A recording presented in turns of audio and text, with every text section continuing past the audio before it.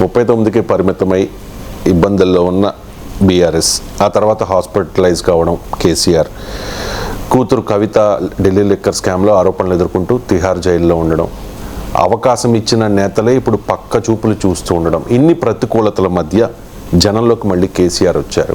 So KCR reentry ఆ పార్టీకి పునరుజ్జీవం ఇవ్వగలదా? పునర్జీవము అనేది పెద్ద పదం. వెంటనే ఒక్క యాక్ట్ వల్లనే వెంటనే రివైవ్ అవుతుందా అనేది అలా స్విచ్ చేస్తే లైట్ అయినట్టు ఉండదు రాజకీయాల్లో.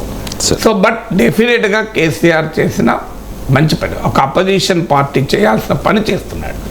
సో కేసీఆర్ జనంలోకి వెళ్ళి మీకు ఆశ్చర్యం వేస్తే బీజేపీ చేయని పని కేసీఆర్ చేస్తున్నాడు. మీరు గమనించండి, అసలు అపోజిషన్ స్పేసు బీజేపీ ఆక్రమించుకోవడానికి అద్భుతమైన అవకాశం.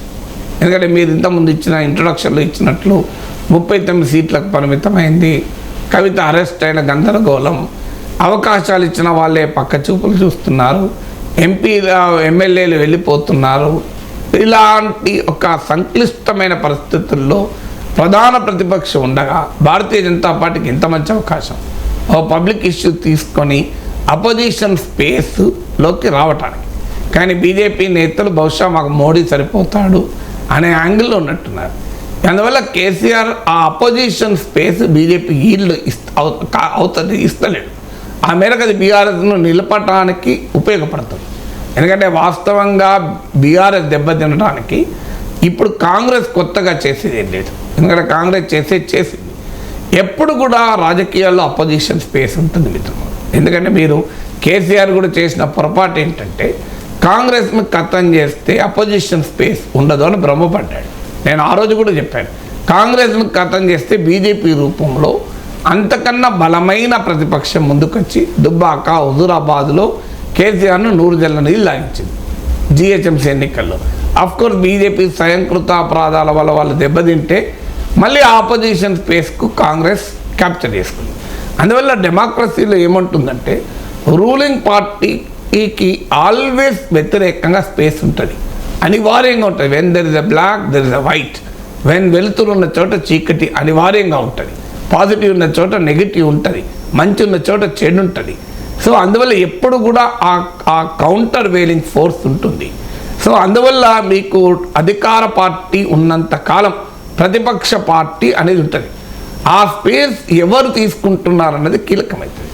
ఇవాళ బీఆర్ఎస్ ఇంత సంక్లిష్టంగా ఉన్న సమయంలో ఆ అపోజిషన్ స్పేస్ను ఆక్రమించడానికి బీజేపీకి ఒక అపూర్వ అవకాశం. ఎందుకంటే బీజేపీకి 1%, 7% నుంచి 14%కు అసెంబ్లీ ఎన్నికల్లో ఓటింగ్ పెరిగింది, సీట్లు 1 నుంచి 8కి పెరిగాయి. ఇలాంటి సానుకూల స్థితిలో కూడా బీజేపీ చేయలేని పనిని కేసీఆర్ చేస్తున్నాడు. సో అందువల్ల కేసీఆర్ తన అపోజిషన్ స్పేస్ను తాను నిలబెట్టుకోవడం ద్వారా బీఆర్ఎస్ రివైవల్కు ఒక మార్గం వేస్తున్నాడు. అది ఇప్పటికిప్పుడే రివైవ్ అవుతుందా? Too early. కాంగ్రెస్ ప్రభుత్వం పట్ల ప్రజల్లో తీవ్రమైన అసంతృప్తి వచ్చేంత వరకు అంత ఈజీగా రివైవ్ కాదు. ఈలోగా బీజేపీ అపోజిషన్ స్పేస్ను క్యాప్చర్ చేస్తే మళ్ళీ ఛాలెంజ్ వస్తుంది. కానీ కేసీఆర్ ఈ రైతుల సమస్యల పైన, ఎందుకంటే దానికి కారణం ప్రకృతి వైపరీత్యమా, ప్రభుత్వ వైఫల్యమా, ఈ డిబేట్లోకి నేను వెళ్ళడం లేదు.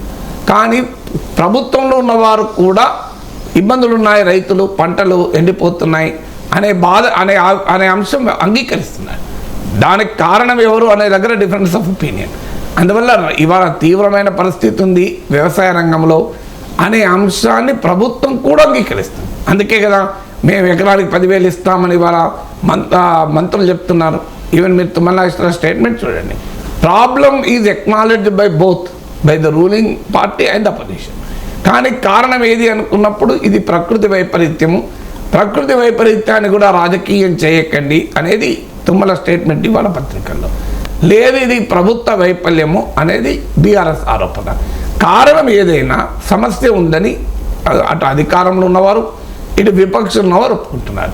సమస్య ఉన్న చోట ప్రతిపక్షం ఉండాలి. ఇది ప్రతిపక్షానికి ఎప్పుడైనా గుర్తుంచుకోండి, ప్రజల్లో ఉన్న ఎవరు ఏమీ చేయలేరు. అది ఎంత పెద్ద మీరు జైల్లో పెట్టు, వాళ్ళని తొక్కేయి, ఎందుకంటే ప్రజల్లో ఉన్నంత కాలం ప్రజలు కాపాడుకుంటారు, ఎంతో కొంత కాపాడుకుంటారు. మంచైనా చెడైనా ప్రజలతో ఉండాలి. సో నిరంతరం ప్రజలతో ఉన్నవారు రాజకీయాల్లో సక్సెస్ అవుతారు. రాజకీయాలే కాదు, పబ్లిక్ లైఫ్లో సక్సెస్ అవుతారు. నాగేశ్వర్ అనే విశ్లేషకుడు పాపులర్ కావాలన్నా నిరంతరం ప్రజల గురించి మాట్లాడితేనే అవుతాను. నేను ప్రజల గురించి మాట్లాడినప్పుడు నన్ను ప్రజలంతా ఓన్ చేసుకోరు. సో అందువల్ల ప్రజలు ఓన్ చేసుకోవాలి అంటే ఫస్ట్ స్టెప్ ఏంటంటే ప్రజల్లో ఉండాలి. ప్రజల్లో ఉన్నంత మాత్రాన్ని ఓన్ చేసుకుంటారా? ఇప్పటికిప్పుడే ఓన్ చేసుకోకపోవచ్చు, కానీ that is the first step. అందువల్ల కేసీఆర్ పొలాలకు వెళ్ళడం అనేది ఒక ప్రతిపక్ష నేతగా ఆయన చేయాల్సిన పని, చేసిన మంచి పని. అది బీఆర్ఎస్ని ఇప్పటికిప్పుడు రివైవ్ చేస్తుంది అని నేనేం కంక్లూజన్ రాను, కానీ బీఆర్ఎస్ను అపోజిషన్ స్పేస్లో పదిలంగా ఉంచటానికి, రేపు మళ్ళీ అవకాశాలు వచ్చినప్పుడు పునర్జీవం పొందటానికి ఒక మార్గం వేస్తుంది. అందువల్ల అది ఇవాళ ఒక్క రోజులో జరగకపోవచ్చు, కానీ that is a good beginning అంటారు. ఎందుకంటే కేసీఆర్ ఫామ్ హౌస్లోనే పండుకుంటాడు. ఆయన ఆరోపణల నుంచి కేసీఆర్ ఫామ్ హౌస్లో కాకుండా ఫామ్లో ఉన్నాడు. కేసీఆర్ ఫామ్ హౌస్ నుంచి ఫామ్కి వస్తే అది బీఆర్ఎస్కి శుభపరిణామం అవుతుంది కదా.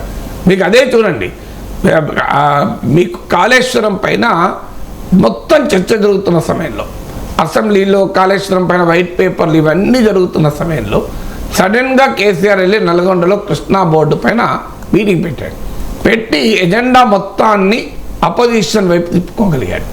అందువల్ల ఇవన్నీ కూడా కేసీఆర్ సామర్థ్యానికి ఒక ప్రతీక. అంటే కేసీఆర్లో ఉన్న political potential, the political mind, the sharp political mind అంతా అయిపోయిందని ఎవరైనా అనుకుంటుంది పొరపాటు. అందువల్ల అల్టిమేట్గా బీఆర్ఎస్ వీక్ అయ్యేది నాయకులు వెళ్ళిపోతే కాదు. మీకు ఉదాహరణ కాంగ్రెస్ పార్టీ నుంచి ఎంతమంది నాయకులు వెళ్ళిపోయారు. 2014 నుంచి 2024 మధ్య కాంగ్రెస్ నుంచి హేమాఎంఎల్ వెళ్ళిపోయారు. చివరికి ఎన్నికల సమయంలో సీనియర్ నాయకులైన పొన్నా లక్ష్మయ్య, నాగేంద్రనాథ్ లాంటి వాళ్ళు వెళ్ళిపోయారు.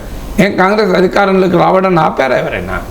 మీరు కాంగ్రెస్ పార్టీ నుంచి ఎమ్మెల్యేలు గెలిచిన వాళ్ళంతా వెళ్ళిపోయారు కదా. మళ్ళీ కాంగ్రెస్ ఎట్లా అధికారంలోకి వచ్చింది? బీజేపీ నుంచి ఎంతమంది వెళ్ళిపోయారు? వెళ్ళిపోయిన బీజేపీ ఓటింగు 7% నుంచి 14% అయింది. 1% నుంచి 1 సీట్ నుంచి 8 సీట్లకు ఎట్లా పెరిగింది? అంటే దీని అర్థం ఏంటి అంటే, నాయకులు వెళ్ళినంత మాత్రాన ఓటర్లు మారుతారనుకుంటే పొరపాటు. అది కొంత డ్యామేజ్ ఉంటుంది, ఉండదని నేను అంటలేను. ఆ నాయకుడికి ఉన్న శక్తి సామర్థ్యాలను బట్టి, ఆ నాయకుడికి ప్రజల్లో ఉన్న పాపులారిటీని బట్టి. కానీ అల్టిమేట్గా it is not the individual leaders, it is the politics that decide the fate of a party. రాజకీయ పార్టీల భవిష్యత్తులు ఎప్పుడు కూడా కొద్దిమంది హ్యాండ్ఫుల్ ఆఫ్ లీడర్స్ డిసైడ్ చేయరు. It decide what decides is. ఇది ఇప్పుడు మీకు ఇంకో ఉదాహరణ కూడా చెప్తాను. జగన్మోహన్ రెడ్డి ప్రతిపక్షంలో ఉన్న సమయంలో 23 మంది వైసీపీ ఎమ్మెల్యేలు టీడీపీలోకి వెళ్ళిపోయారు. వైసీపీ పోయిందా? గెలిచింది కదా అధికారంలో. ఇలా వందల ఉదాహరణలు చెప్పగలం దేశంలో. అంటే పార్టీ నేతలు, నాయకులు వెళ్ళిపోయినా పార్టీలు గెలిచిన సందర్భాలు చాలా ఉంటాయి. కారణం ఏంటంటే నాయకులు వెళ్ళడం వల్ల కాదు, నీ పాలిటిక్స్ కరెక్ట్గా ఉంటే ఆ పార్టీ రివైవ్ అవుతుంది.